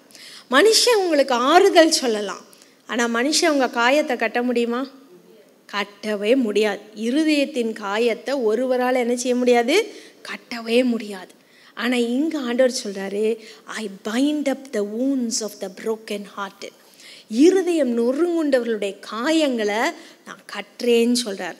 இந்த காயம் கட்டுறது அப்படிங்கிறது வந்து ஸ்கார்ஸ் வந்து எப்போதுமே போகாது. ஸ்கார்ஸ் போகுமா? போகுமா? தழும்புகள், காயத்தினால வந்த தழும்புகள் போகுமா? போகாது. பெருமையாக சொல்லிக்கிறோம்ல, நான் சின்ன பிள்ளையில சைக்கிள் ஓட்டும் பொழுது இப்படி ஆச்சு, நான் அங்கே ஏறி குதிச்சப்ப இப்படி ஆச்சு, அப்படிலாம் சொல்கிறோம் இல்லையா? வீர தழும்புகள் அப்படி சொல்லிக்கிறோம். ஆனால் அந்த தழும்புகளுக்கு பின்னாடி இருக்கிற அந்த வேதனை மறைஞ்சு போயிடும். ஆனால் தழும்புகள் மறைஞ்சிருமா? மறையாது. அந்த ஞாபகம் இருக்கும். அதை பார்க்கும் பொழுதெல்லாம் என்ன செய்யும்? ஒரு ஞாபகம் இருந்துகிட்டே தான் இருக்கும். ஆனால் ஆண்டவர் சொல்கிறாரு பாருங்க, அந்த காயத்தை அவர் கட்டி அந்த தழும்புகளை ஆற்றும் பொழுது அந்த தழும்புகள் கூட மிஞ்சாது. ஹல்லேலூயா! அந்த தழும்புகள் கூட மிஞ்சாது. எரேமியா 30 17 சொல்லுது, கடைசி பகுதியில் அவர் உன் காயங்களை கட்டுகிறார், உன்னை குணமாக்குகிறார். He heals you. மொத்தத்தில் அவர் முற்றிலுமா நம்மளை என்ன செய்கிறாரா? குணமாக்குகிறார். அப்போ இருதயம் நொறுங்குண்டவர்களை அவர் பக்கத்திலிருந்து ஆறுதல் படுத்துறது மாத்திரம் அல்ல, அவருடைய பிரசன்னம் நம்மை ஆறுதல் படுத்துகிறது மாத்திரமல்ல, அவர் நம்ம எப்படி குணமாக்கணுமோ, எப்படி நம்முடைய காயத்தை கட்டணுமோ அது அவருக்கு மாத்திரம்தான் தெரியும். யோபுவனுடைய காயத்தை கட்ட அவருக்கு தெரியும். அவனுக்கு ரெட்டிப்பான ஆசீர்வாதத்தை கொடுத்தார். ஆகாரினுடைய காயத்தை கட்ட அவருக்கு தெரியும். இஸ்மவேலையும் ஒரு ஜாதியாக்கினார். ஆபிரகாமும் சாராலும் மனுஷிகமாக யோசிச்சிருந்தாங்கன்னா இஸ்மவேலும் ஆகாரும் கடைசி வரைக்கும் அடிமை பெண்ணும் அடிமை பெண்ணுடைய குமாரருமாய் ஆபிரகாமிடத்துல தான் இருந்திருக்கணும். ஆனால் கர்த்தர் அந்த அடிமை பெண்ணுக்கும் ஒரு வாழ்க்கையை கொடுக்கணும்னு நினச்சி அவளுடைய இருதயத்தையும் பார்த்து அவள் தவறு செய்யாததுனால அங்கே அடிமை பணியை என்ன செய்கிறாரு? இன்க்ரீஸ் பண்ணுறார், பெருக செய்கிறார். அந்த குமாரனையும் ஆசீர்வதிக்கிறார். தாவீது நொறுங்கின இருதயத்தோடு ஆண்டவர்கிட்ட போய் கெஞ்சினதை ஆண்டவர் பார்த்தார், அவனுக்கு பனிஷ்மெண்ட் கொடுத்தார். ஆனால் அதுக்கப்புறமா திரும்பவும் அவனை உயிர்ப்பிக்கிறார். சங்கீதம் 119 150 பார்க்கும்பொழுது, இதுவே சிறுமையில் எனக்கு ஆறுதல், உம்முடைய வார்த்தையின்படி நீர் என்னை உயிர்ப்பித்தீர்னு சொல்கிறான். அவருடைய வார்த்தை அவனை உயிர்ப்பிக்குது. நீங்கள் சங்கீதம் 119 ஃபுல்லாக வாசிச்சிங்கன்னா அங்கே முழுமையாக அதை தான் எழுதியிருக்கான். உம்முடைய வார்த்தை என்னை உயிர்ப்பிச்சுட்டுப்பா, நான் பாதாளத்துக்கு போயிட்டேன், பாதாளத்தில் இருந்தும் என்னை உயிர்ப்பித்து கொண்டு வந்தீருங்கிறான். நான் சாவுக்கு நேரம் போனாலும் என்னை உயிர்ப்பித்து கொண்டு வந்தீர். சங்கீதம் 138:7 சொல்லுறான், துன்பத்தின் நடுவில் நடந்தாலும் அங்கேயும் நீர் என்னை உயிர்ப்பிப்பீர்னு சொல்கிறான். எல்லா துன்பத்தையும் நான் கடந்து வந்துட்டேன், ஆனாலும் நீர் என்னை உயிர்ப்பிப்பீர். ஆண்டவர் உங்களுடைய துன்பத்தை பார்த்துட்டு அமைதியாக இருக்கவே மாட்டார். கண்டிப்பாக என்ன செய்வார்? ஒரு நாள் உங்களை தூக்கி எடுப்பார், அதுலேயும் ஒரு நன்மை உண்டு என்கிறத உங்களுக்கு காண்பிப்பார். கண்டிப்பாக காண்பிப்பார். யோபுக்கு காண்பிச்சாரா இல்லையா? காண்பிச்சார். அதனால் நான் இவ்வளோ பாடுபடுறேனே இதெல்லாம் வேஸ்ட் அப்படின்னு நீங்கள் சொல்கிறது அது உங்கள் மனுஷ கணக்கு. It is the calculation of man. ஆண்டவருடைய கணக்கில் நீங்கள் ஒவ்வொரு சமயம் உபத்திரவப்படுகிறதும் அங்கே ஒரு ஆசீர்வாதம் உண்டு. அங்கே உங்களை உயிர்ப்பிக்கிறதற்கு தேவன் இருக்கிறார். உங்களுக்கு அதற்கு பதிலாக, அந்த துன்பத்திற்கு பதிலாக நன்மையை கொடுக்கிறதுக்கு இருக்கிறார். உங்களுக்கு கஷ்டத்திற்கு பதிலாக துதியினாடையை கொடுக்கிறதற்கு இருக்கிறார். ஏசாயா 61:1 அதை தான் ஆண்டவர் சொல்லுகிறார், கர்த்தருடைய ஆவியானவர் என்மேல் இருக்கிறார், நொறுங்குண்டவர்களுக்கு காயம் கட்டுதலை அறிவிக்க என்னை அனுப்பி இருக்கிறான்னு சொல்கிறார். அப்போ காயம் கட்டுறது அப்படிங்கிறது மனுஷனுடைய வேலை அல்ல. only the Lord can bind the wounds of the broken hearted. இருதய நொறுங்குண்டவர்களுடைய காயங்களை ஆண்டவரால் மாத்திரம்தான் கட்ட முடியும். நம்ம எவ்வளவுதான் முயற்சித்தாலும் அங்கே கட்ட முடியாது. அவர் தான் உங்கள் கண்ணீரை பார்ப்பார், அவர் புறக்கணிக்கவே மாட்டார். லூக்கா 7 ஒரு மனுஷியை குறித்து எழுதியிருக்கு, பாவியான ஒரு ஸ்திரீ. லூக்கா 7 நீங்கள் 37 வாசிச்சிங்கன்னா தெரியும். அங்கே சீமோன் என்கின்ற ஒரு பரிசேயன் வீட்டிற்கு ஏசப்பாவை கூப்பிட்ருக்காங்க. எதற்கு? சாப்பிட்றதுக்கு கூப்பிட்ருக்காங்க. அப்போ அந்த சாப்பிட கூப்பிடும் பொழுது இந்த சீமோனு ஆண்டவருக்கு ஒன்றுமே பண்ணலை. என்ன பண்ணலை? தலைக்கு எண்ணெய் வார்க்கலை, காலை கழுவலை, அவருக்கு ரொம்ப வணக்கம் சொல்லி அவர் அன்போடு அழைக்கலை. ஆனால் சாப்பாடுக்கு கூப்பிட்டான். அப்போ அந்த ஊரில் இருந்த பாவியான ஸ்திரீ என்ன செய்கிறா? பரிமள தைலத்தை கொண்டு வரா. என்னத்தை கொண்டு வரா? பரிமள தைலம். அந்த இந்த நாட்கள் இந்த நம்ம காலத்தில் அதனுடைய வேல்யூ பல லட்சங்கள் இருக்கும். பரிமள தைலம். அந்த பரிமள தைலத்தை கொண்டு என்ன செய்கிறா? ஆண்டவருடைய பாதத்தில் போட்டு தன்னுடைய தலைமயிரினால் ஆண்டவருடைய பாதத்தை கழுவி தொடச்சி, அங்கே இன்னொரு காரியத்தை நீங்கள் வாசிக்கணும். அழுறா. தன்னுடைய கண்ணீரினால் பாதத்தை நனைக்கிறாள். அதை பார்த்தோன்னே சீமோனுக்கு புசு புசுன்னு கோவம் வருது. இவ யாருன்னு நினச்சிருந்தா, தெரிஞ்சிருந்தா, இவர் ஒரு தீர்க்கதரிசியாக இருந்தால் இவ யாருன்னு தெரிஞ்சிருந்தா இயேசுவை தொட விட்டுருப்பாளா அப்படின்னு கேட்குறேன். நம்ம காலத்து மனுஷன் அப்படி தானே கேட்குறாங்க. ஊழியக்காரங்களே அப்படி தான் நம்ம ஜட்ஜ் பண்ணுறோம். அவர் யார்? இவர் இப்படி இருப்பாரா? இவர் ஒரு ஊழியக்காரராக இருந்தால் அப்படி இருப்பாரா? இவர் ஒரு ஊழியக்காரர் இதை செய்யலாமா? இவர் அப்படிப்பட்டவர் இப்படி தான் நம்ம பேசுகிறோம். ஆனால் அங்கே பாருங்கள், ஒரு பாவியான ஸ்திரீ ஏசப்பாவோட காலை பிடிச்சி அழுறா. அப்போ ஏசப்பாவளை பார்த்து, தள்ளிப்போ, நீ பாவம் பண்ணிட்ட, என்னை தொடாத அப்படி சொன்னாரா? சொல்லலை. சீமோனை பார்த்து சொல்கிறாரு, நான் உன் வீட்டுக்கு வந்தேன், நீ என் தலையில் எண்ணெய் வார்க்கலை, நீ என் பாதங்களை கழுவலை, நீ என்னை பார்த்து இப்படி அன்போடு வரவழைக்கலை, ஆனால் இவளோ மிகவும் அன்பு கூர்ந்தாளேன்னு. என்ன சொன்னார்? மிகவும் அன்பு கூர்ந்தாளே. அவள் பாவியான ஸ்திரீ. அவளுடைய இருதயம் அந்த பாவத்தில் நொறுங்கி போய் தான் அங்கே ஏசப்பாவை பார்த்தோன்னே அவள் ஒன்றுமே பேசலை, அமைதியாக அழுதுகிட்டே இருக்கா. அவளுடைய கண்ணீர் அவருடைய பாதத்தை என்ன செஞ்சிச்சு? நனைச்சிருச்சு. அப்போ அவள் இருதயம் எவ்வளவு நொறுங்கி இருக்குன்னு பாருங்க. அங்கே அதைத்தான் ஆண்டவர் பார்க்குறார். அவள் பாவின்னு பார்க்கல, நீதிமான்னு பார்க்கல, அவளுடைய இருதயத்தை கர்த்தர் பார்த்தார். அவளை ஜட்ஜ் பண்ணலை. அவள்கிட்ட சொன்னது என்ன தெரியுமா? சமாதானத்தோட போ, உன் விசுவாசம் உன்னை ரட்சித்ததுன்னார். அதோட நிப்பாட்டலை. மத்தேயுவில் நீங்கள் வாசிச்சிங்கன்னா 26ஆம் அதிகாரத்தில் 13ஆம் வசனம் சொல்லுது, இந்த சுவிசேஷம் எங்கெங்கே பிரசங்கிக்கப்படுமோ அங்கெல்லாம் அவளை நினைவு கூறும்படி அவள் செய்ததும் சொல்லப்படும் அப்படின்னார். அவர் சீமோன் என்கிற பரிசேயனை குறித்து சொல்லலை. அவர் அந்த இடத்துல அமர்ந்திருந்த கூட இருந்த எல்லார்த்த பற்றியும் சொல்லலை. தன்னுடைய கால்களை தன்னுடைய கண்ணீரினால நினைத்த பாவியான ஸ்திரியை குறித்து சொன்னார். பாவியான ஸ்திரியை குறித்து சொன்னார்.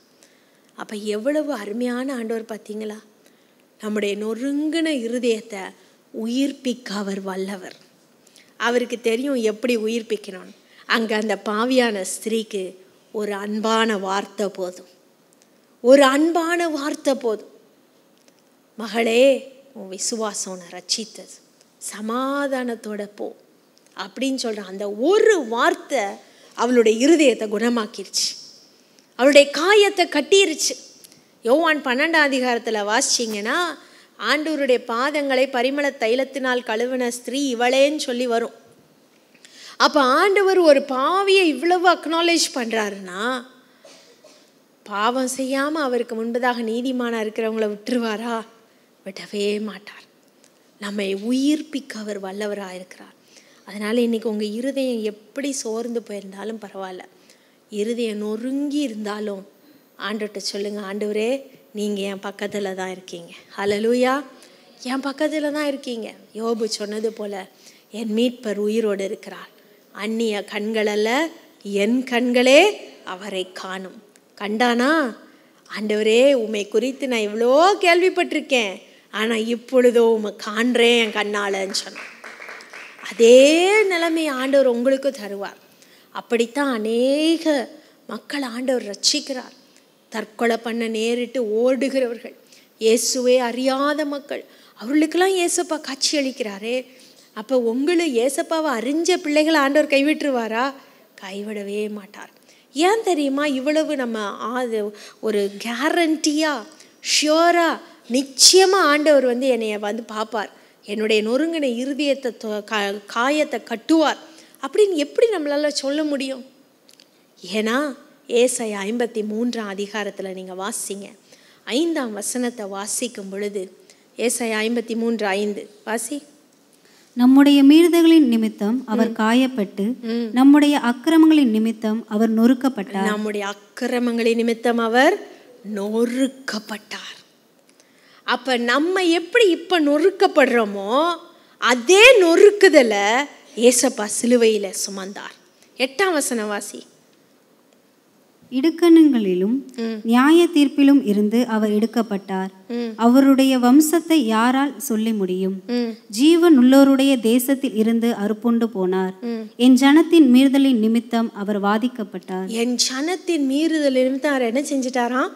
வாதிக்கப்பட்டார். 10ஆம் வசனம் வாசி. கர்த்தரோ அவரை நொறுக்க சித்தமாகி. ஏசாயா 53 அதிகாரம் தான் பைபிளுடைய கோர் பிரின்சிபல். அது எல்லாத்துக்கும் ஒரு ஆதாரம்னு சொல்லுவாங்கள்ல, அது ஏசாயா 53 தான். இந்த ஏசாயா 53 நம்ம எல்லாரும் ஆனால் வந்து அதை கேஷுவலாக எடுத்துப்போம். ஆனால் அந்த ஏசாயா தீர்க்கதரிசிக்கு ஆண்டவர் எவ்வளோ அருமையாக அந்த சிலுவையை வந்து எவ்வளவு ஒரு அருமையாக காட்டியிருக்கிறாரு பாருங்கள். நிச்சயமாக ஏசாயா தரிசனத்தில் அந்த சிலுவையை பார்த்துருப்பான். அதனால தான் இப்படிப்பட்ட அந்த வார்த்தைகளை எழுதியிருக்கான். நொறுக்கப்பட்டார், வாதிக்கப்பட்டார். அதெல்லாம் வார்த்தைகளை நீங்கள் யோசிக்கும் பொழுது நம்ம யோசிக்கணும், ஏன் அவர் ஆண்டவர் தானே, அவர் இதையெல்லாம் தாங்கிறது சாதாரண விஷயம் தானே, மனுஷனால் தாங்க முடியாது அப்படின்னு ஒரு சிலர் சொல்லுவாங்க. ஒரு சிலர் சொல்லுவாங்க, ஒரு கடவுளே சிலுவையில் அரைஞ்சிட்டு அவர் செத்துட்டாருன்னா அவர் என்னப்பா கடவுள் அப்படின்னு சொல்லுவாங்க. ஆனால் நீங்கள் நல்லா யோசிச்சு பாருங்கள், நம்ம வளர்ந்தவங்க ஒரு சின்ன குழந்தையாக மாறணும்னா ரொம்ப கஷ்டமான ஒரு காரியம். நீங்கள் சொந்த வீடு வாங்கிட்டீங்கன்னு வச்சுக்கோங்க, அந்த சொந்த வீட்டை விட்டுட்டு வாடகை வீட்டுக்கு குடிக்க போவீங்களா? ஒரு மாடி வீட்டில் இருந்துட்டீங்கன்னு வச்சுக்கோங்க, அந்த மாடி வீட்டை விட்டுட்டு ஒரு கூரை வீட்டுக்கு போவீங்களா? அந்த கூரை வீட்டில் போய் என்னைக்கா தங்குவீங்களா? தங்க மாட்டீங்க இல்லையா? காரில் போய் பழக்கப்பட்டவங்கள நீங்கள் பஸ்ஸில் போங்கன்னா போவாங்களா? போக மாட்டாங்க. நீங்கள் கார் ஓட்டியோ இல்லை 2 வீலர் ஓட்டியோ பழக்கப்பட்டுட்டீங்க, சைக்கிளில் போ அப்படின்னா போவீங்களா? போக மாட்டீங்க. ஏன்? ஒரு உயர்ந்த ஸ்தானத்திலிருந்து கீழே வர்றது கஷ்டமான காரியம். கீழேருந்து மேலே போகிறது ஈஸியாக எல்லோரும் போயிடலாம். அதாவது கடினமான காரியம்தான். ஆனால் அது ஒன்ஸ் போகிறது ஆசையாக போயிடுவாங்க, மனசு விட்டு கொடுத்துரும். ஆனால் மேலேருந்து கீழே வர்றதுக்கு எதுவுமே மனசும் விட்டு கொடுக்காது, சரீரமும் ஒத்துழைக்காது, எதுவுமே விட்டு கொடுக்காது. ஆனால் ஏசப்பா எல்லாத்தையும் திறந்துட்டு சிலுவையில் மறிச்சார். எப்படிப்பட்ட மகிமையை மட்டும் விட்டு கொடுத்தார்? அண்ட சராசரங்களையும் படைத்த மகிமையை விட்டு கொடுத்தார். ஆளுகிற மகிமையை விட்டு கொடுத்தார். வஸ்திரத்தின் ஓரத்தை தொட்ட பொழுதே ஜீவன் புறப்பட்டது. அந்த ஜீவனை அடக்கி மரணத்துக்கு ஒப்பு கொடுத்தார். நானே என்னை ஒப்பு கொடுக்கிறேன், ஒருவனும் என் ஜீவனை என்னிடத்திலிருந்து பறித்து கொள்ள முடியாதுன்னு சொன்னார். அப்ப ஜீவாதிபதியாகிய தேவன் தன்னையே மரணத்துக்கு ஒப்பு கொடுக்கிறார். ஒரு பார்வையில், ஒரு அசைவில், ஒரு யோசனையில் அவர் அடித்த மனிதர்களை அவர் ஒன்றில்லாமல் ஆக்கியிருக்கலாம். ரோம பேரரசே அழிஞ்சு போயிருக்கலாம். ஆனால் அந்த நேரத்திலையும் அமைதியாக அந்த பாட சகிச்சாரே, தம்மை நொறுக்க தம்மை ஒப்பு கொடுத்தாரே, அதுதான் அவருடைய அன்பு. அதுதான் அவருடைய அன்பு. சிலுவையின் மேன்மை அந்த அன்புல தான் இருக்குது. அவருக்கு தெரியும் நீங்கள் அழுறது, அவருக்கு தெரியும். மற்றவர்கள் உங்களை உதாசீனப்படுத்தும் பொழுது அவருக்கு அந்த நக்கல் தெரியும், அவருக்கு அந்த வேதனை தெரியும். ஒரு வியாதியில் நீங்கள் வழியில் துடிக்கும் பொழுது அவருக்கு அந்த வேதனை தெரியும். ஒரு மனுஷனை இழந்துட்டு ஐயோ என் கூட யாருமே இல்லையே அப்படின்னு நினைக்கும் போது அந்த வேதனை அவருக்கு புரியும். எல்லாரும் என்னை விட்டு ஓடிட்டாங்களே, நான் அனாதையாக இருக்கிறேங்கிற வேதனை அவருக்கு புரியும். ஏன்னா எல்லாத்தையும் சிலுவையில் அவர் அனுபவிச்சார். என்னுடைய ஆசீர்வாதத்தை நான் இழந்துட்டேனே அப்படின்னு நீங்கள் சொன்னீங்கன்னா அந்த வேதனை அவருக்கு புரியும், எல்லாமே புரியும். ஒரு நல்ல ட்ரெஸ்ஸுலையே நீங்கள் யோசிச்சிங்கன்னா அந்த வேதனை கூட அவருக்கு தெரியும். ஏன்னா வானங்களை விரித்தவருக்கு ஒரு ட்ரெஸ்ஸு கூட இல்லாமல் உறிஞ்சிட்டு சிலுவையில் அனுப்புனாங்க. அப்போ இப்போ சொல்லுங்கள், உங்களுடைய இருதயத்தை அவருக்கு தெரியுமா தெரியாதா? கண்டிப்பாக தெரியும். அதனால தான் அவர் காயம் கட்டும் பொழுது பர்ஃபெக்டாக கட்டுவார். அவர் ஒரு ஆறுதலை கொடுக்கும் பொழுது அந்த ஆறுதல் எப்பொழுதுமே இருக்கும் உங்களோட. திரும்பவும் அவங்க இருதயம் என்ன செய்யாது? நொறுக்கப்படாது. அதனால் இன்றைக்கு சந்தோஷமாக சொல்லுங்கள், ஆண்டவரே என்னுடைய நொறுங்கின இருதயத்தை உம்முடைய கரத்தில் கொடுத்துட்றேன். நீங்கள் என் கூட இருக்கிறதற்காக நன்றி அப்பா. யோபுவை போல என் கண்கள் உம்மை காணட்டும். யோபுட்டேருந்து நம்ம கற்றுக்க வேண்டிய பாடம் ரொம்ப இருக்குது. அந்த பாடத்தில் ஒரு முக்கியமான பாடம், ஏன் அது நடந்துச்சு, எதுக்கு இப்படி நடக்குது, நான் ஏன் கஷ்டப்படணும், நான் ஏன் இப்படி இருக்கணும், அப்படி யோபு கேட்கவே இல்லை. ஆண்டவரே நாம் பார்ப்போம், வா பேசுவோம், வாங்க ஆண்டவரே பேசுவோம். எனக்கு ஆண்டவருக்கு ஒரு மத்தியஸ்தர் இருந்தால் நல்லாயிருக்கும். நான் தப்பு பண்ணலையே, நான் இவ்வளோ கஷ்டப்படுறேனே, அதுக்கு ஆண்டவர் ஏன்னு எக்ஸ்ப்ளனேஷன் கொடுப்பார், எதுனாலன்னு கொடுப்பார், அவர்கிட்ட நான் பேசணும் அப்படின்னு கேட்டான். அப்படித்தான் நம்மளும் யோபுவை போல் ஆண்டவரை பார்க்கணுன்னு கேட்கும் பொழுது அந்த நொறுங்கின இருதயத்தை அவரே வந்து ஆறுதல் படுத்துவார், அவரே வந்து காயம் கட்டுவார், அவர் கூடவே இருப்பார். நம்ம எழும்புவோமா? எல்லாரும் எழும்பி நிற்போம். நம்முடைய நொறுங்கின இருதயத்தை காயம் கட்டுகிறவர் நம்மை கொண்டு மற்றவர்களுடைய நொறுக்குதலையும் குணமாக்க வல்லவராயிருக்கிறார். நம்மை கொண்டு மற்றவர்களுடைய இருதயத்தின் நொறுக்குதலையும் குணமாக்க வல்லவராயிருக்கிறார். இன்றைக்கி நீங்கள் ரொம்ப கஷ்டத்தோட கவலையோடு இருக்கலாம். இன்றைக்கி நீங்கள் நினைக்கலாம், ஆண்டவரே இந்த உலகத்தில் நான் தனிமையாக இருக்கிறேன்ப்பா, எனக்கு அருமையானவர்களை நான் இழந்துட்டேன் அப்பா, என்னுடைய கஷ்டத்தை புரிஞ்சுக்கிறதுக்கு யாரும் இல்லை ஆண்டவரே, நான் வியாதியாக இருக்கிறேன்ப்பா, நான் துக்கத்தில் இருக்கிறேன்ப்பா, நான் பாவம் செஞ்சு அந்த பாவத்தினால என்னுடைய சமாதானத்தை இழந்து தவிக்கிறேன்ப்பான்னு சொல்லலாம். எப்படிப்பட்ட ஒரு சூழ்நிலை உங்களுக்கு இருந்தாலும் இன்றைக்கி ஒன்று மட்டும் ஞாபகம் வச்சுக்கோங்க, அவர் உங்கள் மத்தியில் வாசம் பண்ணுகிறார், உங்களோடு கூட இருக்கிறார், உங்களை உயிர்ப்பிக்கிற தேவனாயிருக்கிறார். என்ன கஷ்டத்தினால உங்கள் இருதயம் நொறுங்குண்டு போச்சு, குடும்பத்தில் என்ன பாடுனால உங்கள் இருதயம் சமாதானத்தை இழந்து தவிக்கிறது, என்ன பிரச்சனைனால கண்ணீர் வடிச்சிட்டு இருக்கீங்க, நொறுக்கப்பட்ட சரீரமாய் பிக்கப்பட்ட சரீரமாய் சிலுவையில் தொங்குகிற அந்த சிலுவை நாதர்கிட்ட வருவோமா? அந்த சிலுவை நாதர்கிட்ட வரும் பொழுது நம்முடைய நொறுக்குதலுக்கு அவர் காயத்தை கட்டுவார். அவராலே கூடாத காரியம் ஒன்றுமில்லை. எந்த கொடிய இடர் வந்தாலும் நம்ம அஞ்ச வேண்டிய அவசியமே இல்லை. எவ்வித கொடிய இடருக்கும் அஞ்சேன், அந்த சிலுவையில் தொங்குற இயேசுவையே நான் சார்ந்து நிற்பேன். அந்த தைரியம் உங்களுக்கு இருந்துருச்சுன்னா யோபுவை போல எந்த கஷ்டத்தையும் ஈஸியாக நீங்கள் தாண்டி வந்துடலாம், ஈஸியாக தாண்டி வந்துடலாம். ஆண்டவரை பார்த்து இன்றைக்கி சொல்லுவோமா, இன்றைக்கி நம்ம வேறு எதுக்காகவும் நம்ம ஜெபம் பண்ண போகிறதில்ல, சிலுவையில் மரித்த இயேசுவை நோக்கி பார்க்க போகிறோம். சகோதரனே சகோதரியே, சிலுவை இல்லாமல் உனக்கு விடுதலை இல்லை.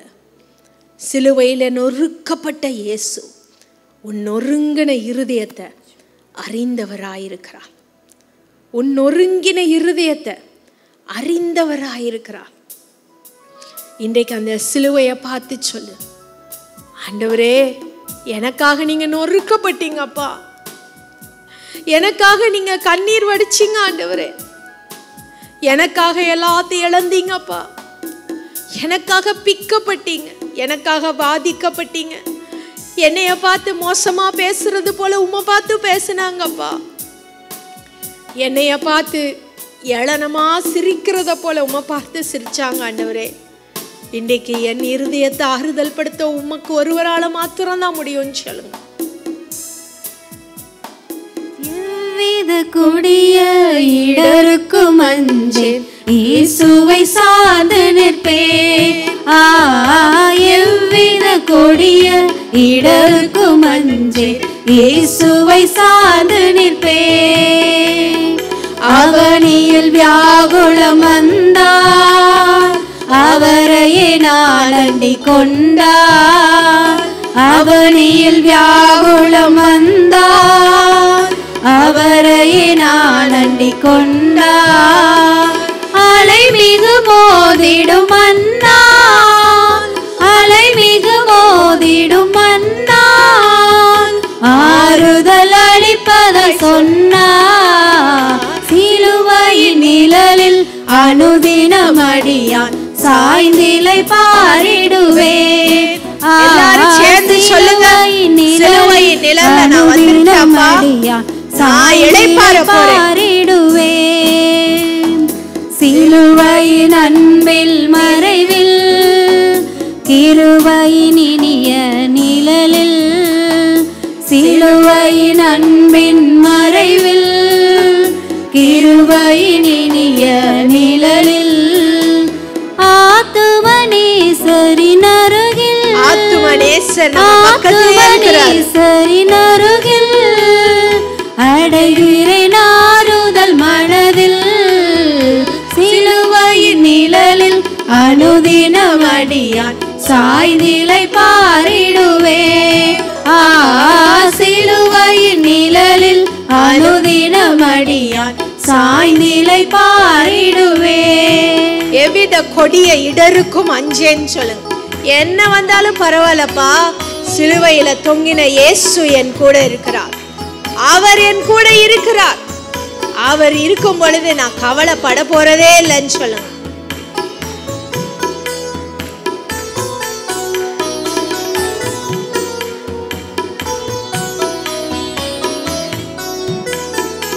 எவ்வித கொடிய எல்லாரும் சேர்ந்து சொல்லுங்க, இயேசுவை சார்ந்து நிற்பேன்.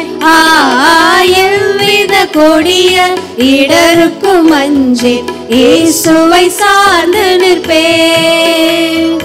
அவனியில் வியாகுலம் வந்தார், அவரையே நான் அண்டிக் கொண்டார். அவனியில் வியாகுலம் வந்தார், அவரையே நான் அண்டிக் கொண்டார். அலை மிக மோதிடும் மன்னா, அலை மிக மோதிடும் மன்னா, ஆறுதல் அளிப்பதை சொன்னார். சிலுவையின் நிழலில் அனுதினம் அடியான் சாய்ந்திலை பாரிடுவேன். சிலுவையின் நிழலில் அனுதினம் அடியான் சாய்ந்திலை பாரிடுவேன். சிலுவையின் நிழல் தான் உனக்கு இளைப்பாறுதல். சகோதரனே சகோதரியே, சிலுவையின் நிழல் தான் உனக்கு இளைப்பாறுதல். இன்றைக்கு உன்னுடைய நொறுங்குண்ட இருதயத்தை அவருடைய பலிபீடத்துல வச்சிரு, சிலுவை என்னும் பலிபீடத்துல வச்சிரு. அவர் வேற எதையுமே கேட்கல. He does not ask anything from you. He expects your broken heart to be given unto him. நொறுங்கின இருதயத்தை அவர்கிட்ட கொடுக்கணும்னு எதிர்பார்க்கிறார். ஆண்டவரே, இன்றைக்கு என்னோடு கூட சேர்ந்து ஜெபிக்கிற அருமையான பிள்ளைகளுக்காக நான் ஜெபிக்கிறேன் அப்பா. ஆண்டவரே, என்னென்ன காரணத்தினால அவங்க இருதயம் நொறுக்கப்பட்டு இருக்குதோ, இன்றைக்கு அந்த இருதயத்தை காயத்தை கட்டுங்கப்பா. இன்றைக்கு அந்த இருதயத்தில் இருக்கிற கண்ணீரை தொடங்க ஆண்டவரே. இன்றைக்கு அந்த இருதயத்தில் இருக்கிற தழும்புகளை மாற்றுங்கப்பா. எத்தனை வருஷமா நான் யோபுவை போல கண்ணீர் வடிக்கிறேன்னு சொன்னாலும் அப்பா, இன்றைக்கு உம்மால யோபுவின் சிறையிருப்பை மாற்றினது போல அவர்களுடைய சிறையிருப்பையும் மாற்ற முடியும் ஆண்டவரே. மாற்ற முடியும் அப்பா. ஒவ்வொரு கஷ்டத்தில் இருக்கிற அருமையான சகோதரனுக்காய் சகோதரிக்காய் ஜெபிக்கிற, சரீரத்தில் பாடுகள் இருக்கிற பிள்ளைகளுக்காய் ஜெபிக்கிற, அந்த சிலுவையின் நிழல்ல வரும் பொழுது சரீரத்தில் பீக்கப்பட்ட உம்முடைய சரீரத்தின் தழும்புகள், உம்முடைய மகிமையான சரீரத்தின் தழும்புகள் அவர்களை குணமாக்கும் அப்பா, அவர்களை குணமாக்கும். மனதில் சோர்ந்து போய், இருதயத்தில் சோர்ந்து போய் இனிமேல் எனக்கு மீட்பு கிடைக்காதான்னு சொல்லி இருக்கிறவங்களுக்கு ஆண்டவரே உம்முடைய சிலுவையில் நீர் கொடுத்த மீட்பு, நீர் கொடுத்த ரட்சிப்பு அவர்களை தூக்கி நிறுத்தும் அப்பா, நிறுத்தும். ஆண்டவரே இன்றைக்கு என்னென்ன கஷ்டத்தை நினைச்சு இந்த இடத்துல அவங்க கூடி இருக்கிறாங்களோ, என்னென்ன உபத்திரவத்தை நினைச்சு கூடி இருக்கிறாங்களோ, இயேசுவே உம்முடைய பிள்ளைகளுக்கு உண்மையான விடுதலை, பரிபூர்ணமான விடுதலை, சந்தோஷம், ஆறுதல், சமாதானம் இப்பொழுது உம்முடைய சிலுவையின் நிழலிலிருந்து புறப்பட்டு செல்லட்டும் அப்பா. நொறுக்கப்பட்ட உம்முடைய சரீரத்திலிருந்து புறப்பட்டு செல்லட்டும் அப்பா. அவர்கள் என்ன தேவையை இருதயத்தில் நினைச்சிட்டு இருக்காங்களோ அந்த தேவையை நீங்க சந்திங்க ஆண்டவரே. கண்ணீரை தொடங்கப்பா. அவர்கள் அழுகும் பொழுது நானும் உன் கூட தான் அழுதுட்டு இருக்கேன், நானும் உன் கூட தான் இருக்கேன்னு சொல்லுங்கப்பா. அவர்களை உற்சாகப்படுத்துங்க ஆண்டவரே. தாவீதை உயிர்ப்பித்தது போல அவர்களை உயிர்ப்பியும்.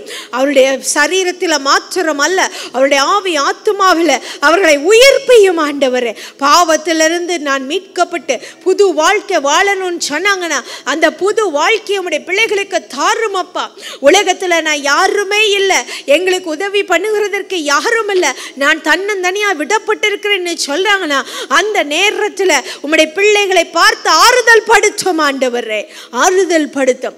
வாழ்க்கையில் உள்ள சிறை இருப்புகளை நீக்கி அவருடைய வாழ்க்கையை திரும்பவும் எடுப்பித்து கட்டும் அப்பா, எடுப்பித்து கட்டும். உடைய பிள்ளைகளுக்கு அற்புதங்களை செய்யும். இயேசுவின் நாமத்தில் ஜெபிக்கிறோம் நல்ல பிதாவே, ஆமென். நம்ம அனைவரும் உட்காருவோம்.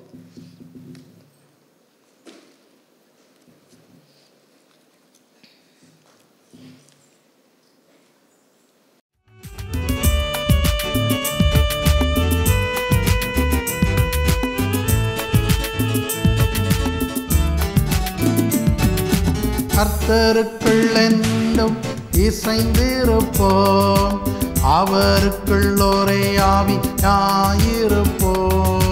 கர்த்தருக்குள் என்றும் இசைந்திருப்போம், அவருக்குள் ஒரே ஆவியாயிருப்போம். ஆவியினாலும் சரீரத்தினாலும் மகிமை செலுத்திடுவோம். கர்த்தருக்கே என்றும் ஆவியினாலும் சரீரத்தினாலும் மகிமை செலுத்திடுவோம்.